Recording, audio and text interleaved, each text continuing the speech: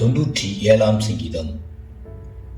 கர்த்தர் ராஜரீகம் பண்ணுகிறார், பூமி பூரிப்பாகி திரளான தீவுகள் மகிழ கடுவது. மேகமும் மந்தாரமும் அவரை சூழ்ந்திருக்கிறது. நீதியும் நியாயமும் அவருடைய சிங்காசனத்தின் ஆதாரம்.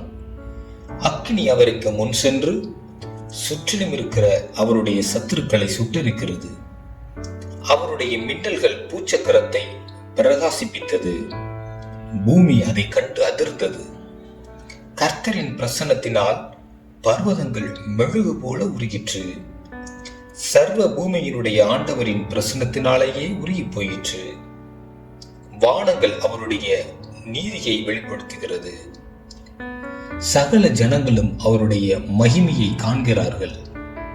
சுரூபங்களை வணங்கி விக்கிரகங்களை பற்றி பெருமை பாராட்டுகிற யாவரும் வெட்கப்பட்டு போவார்களாக.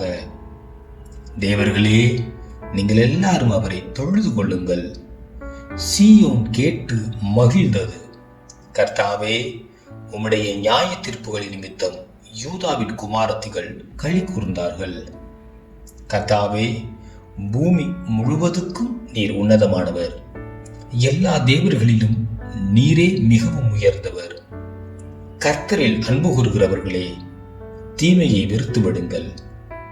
அவர் தம்முடைய பரிசுத்தவான்களின் ஆத்மாக்களை காப்பாற்றி துன்மார்க்கரின் கைக்கு அவர்களை தப்ப வைக்கிறார்.